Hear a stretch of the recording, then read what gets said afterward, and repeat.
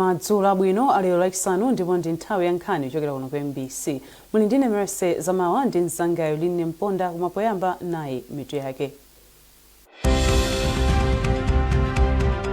Unduna wa zachuma wati kafukufuku wa Integrated Household Survey waonetsa kuti chiwerengero cha anthu omwe ali mu mphawi chatsika. Ochita malonda osiyanasiyana ayamikira boma potsitsa mtengo wa mafuta a galimoto a petro, diesel komanso kerosene.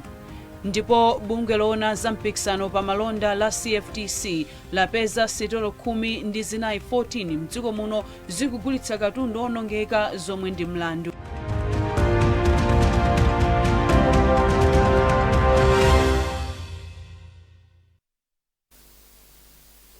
Tsopano nkhanizi mwa tsatanitsatani.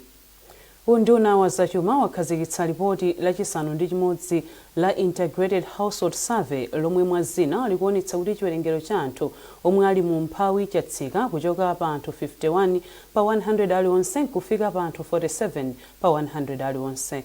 Ndipo chiwerengero cha anthu odziwa kulemba ndi kuwerenga chafika pa anthu 72 pa 100 aliwonse. Komanso kuti chiwerengero cha anthu ofuna ngongole maka banki nkhonde chaonjezereka.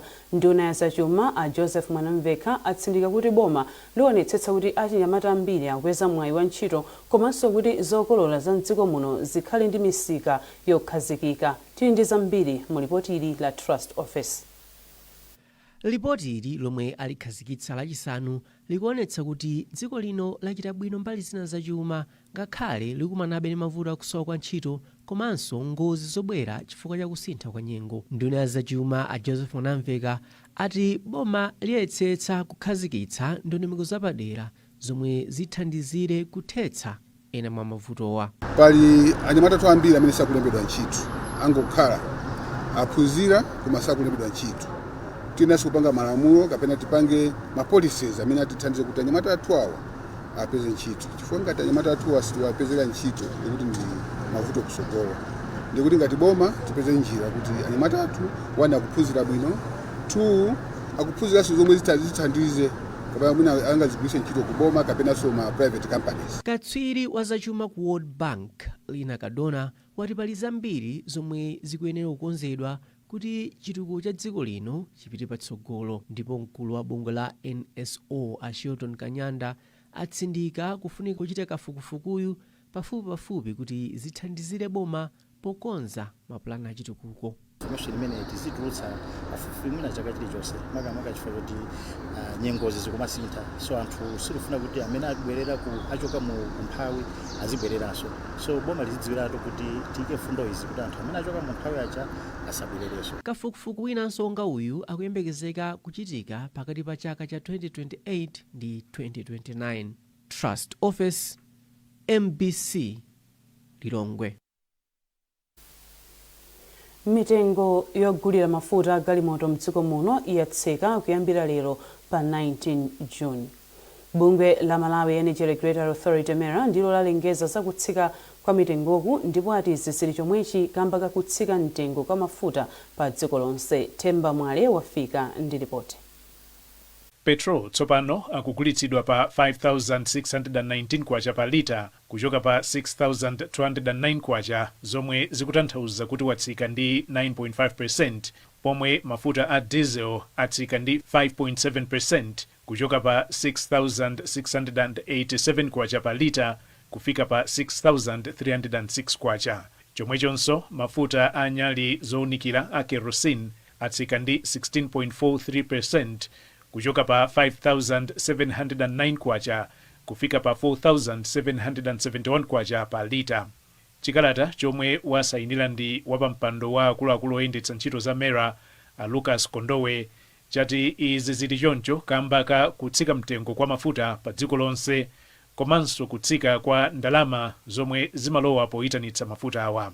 Malingana ndi bungwe la MERA, izi zachititsa kuti mtengo wotsitsira mafuta mdziko muno utsike, zomwenso zapangitsa kuti mtengo wogulira mafuta wa mdziko muno utsikenso potsatira ndondomeko ya automatic pricing mechanism. Bungweli lalimbikitsa eni malo omwetsera mafuta mdziko muno kuti atsatire mitengo yatsopanoyi.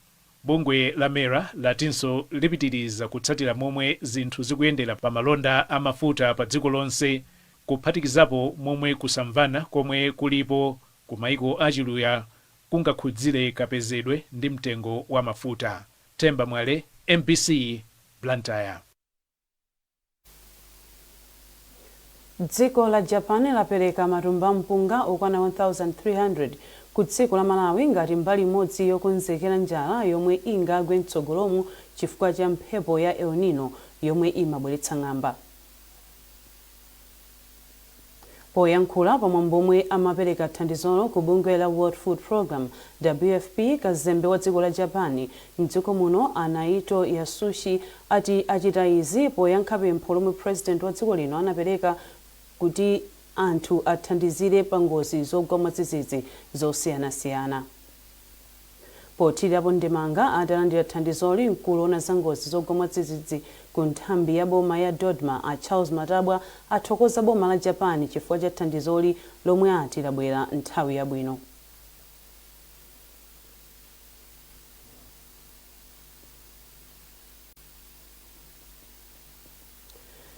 Nduna yona za ubale wa dziko lino ndi maiko ena a George Chaponda yamikira anthu a boma la United States chifukwa cha kudzipereka kwawo pothandiza dziko lino kwa zaka zambiri. Achaponda ayankhula izi mu mzinda wa Lilongwe pamwambo okondwerera tsiku lomwe anabadwa mfumu Charles yachitatu ku United Kingdom. Isaac Jali wafika ndi ripoti. Pamwambo wa chikondwerero cha tsiku limene adabadwa King Charles yachitatu ya dziko la United Kingdom ku Lilongwe, nduna yona za ubale wa dziko lino ndi maiko ena a George Chaponda anayamika mfumu Charles chifukwa cha kudzipereka pa ntchito zosiyanasiyana monga zachitukuko, kuteteza ndi kusamalira zachilengedwe, komanso kulimbikitsa achinyamata pa ntchito zosiyanasiyana. Mwazina, Achaponda anachulapo ntchito ya chitukuko cha ulimi wa nsomba, ntchito yopanga fetereza, komanso ntchito yobweretsa magetsi pa mtsinje wa Buwa ngati zina chabe mwa ntchito zachitukuko zimene King Charles wathandizira kuno ku Malawi. Apitirira zinthu zina zambiri zimene aku UK atichitira pa ubale wathu zaka zambiri izi, kuti iwo afumuwo amakhala ndi chidwi pa zinthu zina zimene ali ndi ma project awo kambena zimene afuna kuti zichitike mdziko lino kwenikweni kubuwa uko, zokhuza nkhani za fetereza, zokhuza ulimi ndi nkhani zokhala ngati zimenezo. Ndiye kuti iwo amakhala ndi chidwi kuti anthu aku Malawi akhale otukuka. Pothirirapo ndemanga pa ubale wamphamvu umene ulipo pakati pa dziko la Malawi ndi dziko la United Kingdom, kazembe wa dziko la United Kingdom kuno ku Malawi Alei Stubblefield anati dziko lawo ndilodzipereka kwambiri kuthandizabe dziko la Malawi mu njira zosiyanasiyana zimene zingathandize kuchepetsa umphawi, kukweza chuma cha dziko, komanso kusamalira anthu kuphatikizapo pa ntchito za umoyo. Mfumu Charles yachitatu ya ku United Kingdom inabadwa pa 14 Novemba mchaka cha 1948, ndipo mwambowu unabweretsa pamodzi akuluakulu a boma, akuluakulu a business zosiyanasiyana, komanso akazembe oyimira maiko osiyanasiyana. Isaac Jali, MBC, Lilongwe. Ochita malonda osiyanasiyana ku Blantyre ayamikira boma kamba kotsitsa mitengo ya mafuta ponena kuti ndi mpumo waukulu omwe ukuyembekezeka kuchepetsa ndalama zoyendetsera bizinesi komanso kuonjezera phindu. Mtolankhani wathu Edith Kaira wafika ndi zambiri. MBC irayankhulana ndi anthu ochita malonda ena ku msika wa Limbi yapeza kuti kutsika kwa mitengo ya mafuta kwabweretsa chimwemwe ku magulu osiyanasiyana kuphatikizapo oyendetsa njinga za moto zonyamula anthu. Oyendetsa njinga za motowa akuti kuchepa kwa mtengo wa mafuta kuwathandiza kuonjezera phindu lawo komanso kuchepetsa ndalama zomwe amagwiritsa ntchito pogula mafuta.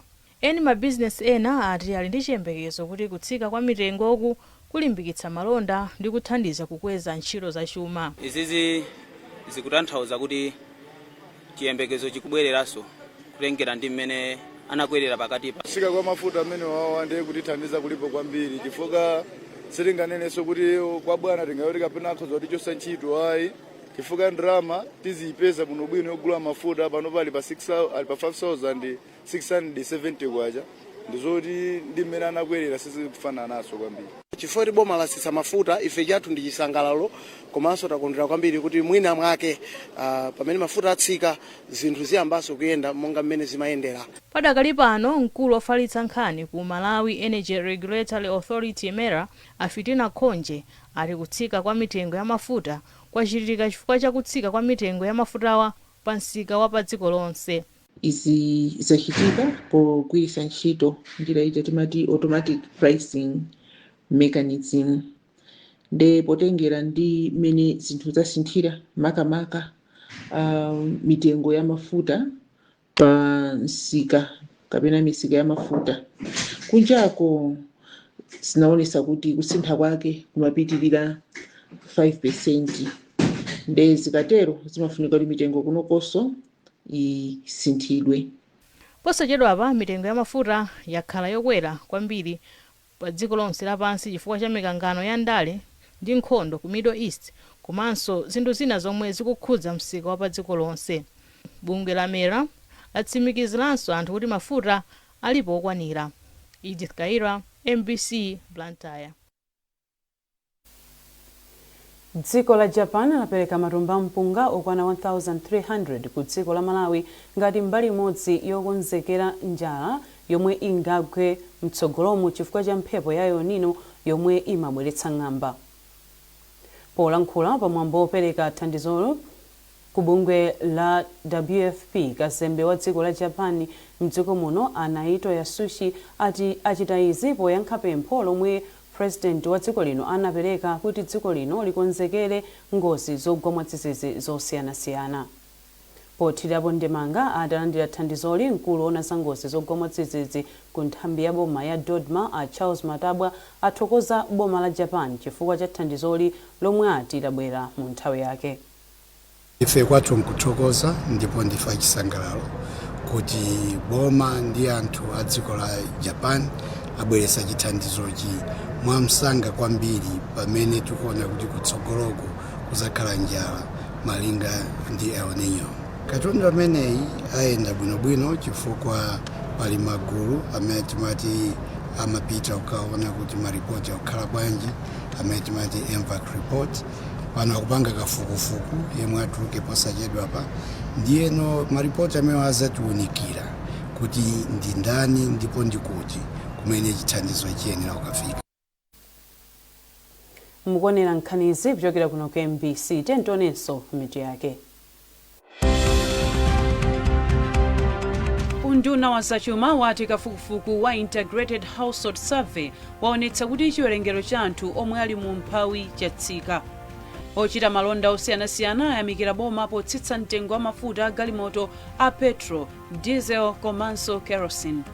Ndipo bungwe loona za mpikisano pa malonda la CFTC lapeza sitolo 10 ndi zinayi 14 mdziko muno zikugulitsa katundu onongeka zomwe ndi mlandu.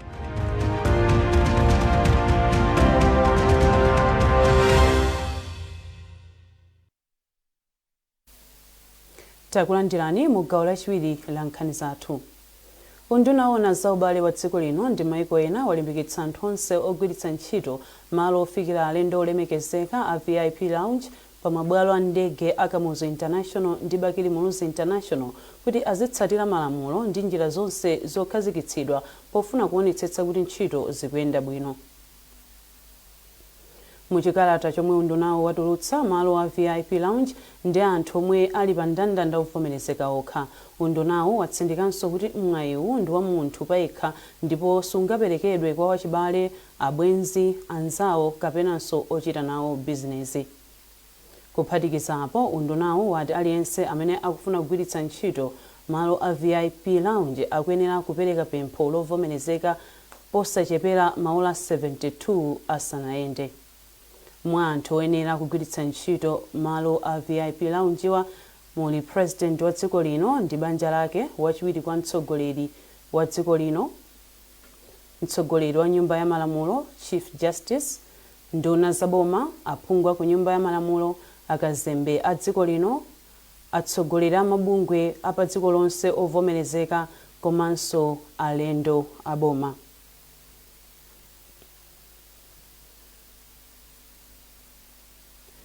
Anthu ena atatu apereka umboni wawo ku komiti yapadera ya nyumba ya malamulo imene ikufufuza za ngozi ya ndege imene inapha amene anali wachiwiri kwa mtsogoleri wa dziko lino Saulos Chilima komanso anthu ena asanu ndi atatu ku nkhalango ya Chikangawa ku Mzimba. Anthuwa amene aonekera ku komiti lachisanu ndi mlembi wamkulu wakale mu nduna wa zachitetezo a James Chiusi, mlembi wakale wamkulu ku nduna ona za maiko ena amwayi Polepole komanso wachiwiri wamkulu ona za dongosolo ku ofesi ya wachiwiri kwa mtsogoleri wa dziko lino. Patrick Dambula wafika ndi ripoti.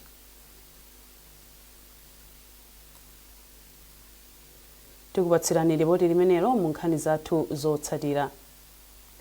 Bungwe loyang'anira masewero a mpira wa miyendo mdziko muno la Football Association of Malawi FAM lati likutulutsa zotsatira zakafukufuku wa bwalo la masewero a Mzuzu kuti anthu adziwe ngati ndi loyenera kuchititsira masewero a ligi ya FDH komanso mipikisano ina mtsogolomo. Tili ndi zambiri mu ripoti ili. Pa ulendowu panali akuluakulu a FAM abungwe loyendetsa ligi yaikulu mdziko muno la Super League of Malawi Sulomo oyimira timu ya Moyale Barracks komanso okonda masewero a mpira wa miyendo mu mzinda wa Mzuzu. Poyankhula pa mapeto pa ulendowu, a Clement Kafafu anati adikira ripoti la FIB lomwe lithandize kudziwa tsogolo la bwaloli ngati lingaloledwe kuchititsa masewero kapena ayi. Kuyendera mabwalo ku Mzuzu kulikhulupirira kuti ayendera komano lizatsiro tatulutsa pending ndi ripoti imene yabwerera. Mbali yake mkulu ona za malo ndi zachilengedwe ku konsolo ya Mzuzu Ayota Mutafya anati ndi chikhulupiriro kuti FAM ivomereza bwaloli chifukwa cha ntchito zambiri zokonzanso bwaloli zomwe zachitika. Aona bapanga check zimene zimefuna rifeti pange ngati Mzuzu Stadium tikuyembekezera limene atitha kupeza report labwino kuchokera ku FAM uko kuti stadium imene mwene athawitse gola. Wachiwiri kwa mlembi wamkulu wa timu ya Moyale Barracks a Kelvin Chisaka anati nkofunika kuti chiganizo chichitike mwansanga pofuna kuchepetsa ndalama zomwe timu ikugwiritsa ntchito posewerera masewero ake ku bwalo la Rumpi. Ifeyo zinayamba kuti kudzakale season imene mayamba ngati Moyale Barracks Football Club chifukwa chakuti sitinatogwiritsa ntchito bwalo la Mzuzu Stadium. Monga mukudziwa takatugwiritsa ntchito bwalo la Rumpi Stadium ngati home ground yathu. Ndiye zimakhala zoti kudzabe nthawi zonse tikamangasowerera ku Rumpi chifukwa chakuti zofunika kuti tikasowerere ku Rumpi zimakhala zochuluka kwambiri. Imakhalanso ngati game yoti tikasowera koyenda. Naye mmodzi mwa okonda masewero mu mzinda wa Mzuzu a Andrew Phiri anati kufuna kuona masewero a mpira wa miyendo akubwereranso pa bwalo la Mzuzu chifukwa anthu a mzindawo atenga nthawi yayitali osasangalala ndi masewero pa bwaloli. Ngati bwaloli silivomerezedwa sabata ino masewero a muligi ya FDH Premier apakati pa Moyale Barracks ndi Ruwana Mitundu Baptist akachitikira ku bwalo la Rumpi la Mulungu likubwerali lomwe Moyale ikugwiritsa ntchito pakadali pano ngati bwalo la pakhomo. Rudovico Nyerenda, MBC Mzuzu. Ndipo mu nkhani yachisoni katswiri odziwa kutola zithunzi Raspita Kansengwa wamwalira atadwala pa nthawi pa chipatala cha Kamuzu Central mu mzinda wa Lilongwe. Bambo Amalemu Kansengwa a Fasta Abdullah Ntenje atsimikiza izi kwa mtola nkhani wathu Emmanuel Chikonso kudzera palamya. Antenje ati Kansengwa amwalira chakumasana alachisanu kamba ka nthenda yachotupa m'mimba ndi vuto la kuchuluka kwa madzi m'mapapo. Ndipo ndi nkhani imeneyo tafika pa mtsiriziro pa nkhani zathu madzulo ano, koma tisanasiyane tionenso mitu yake. Unduna wa zachuma wati kafukufuku wa Integrated Household Survey waonetsa kuti chiwerengero cha anthu omwe ali mu mphawi chatsika. Ochita malonda osiyanasiyana ayamikira boma potsitsa mtengo wa mafuta a galimoto a petrol, diesel komanso kerosene. Ndipo bungwe loona za mpikisano pa malonda la CFTC lapeza sitolo 10 ndi zinayi 14 mdziko muno zikugulitsa katundu onongeka zomwe ndi mlandu.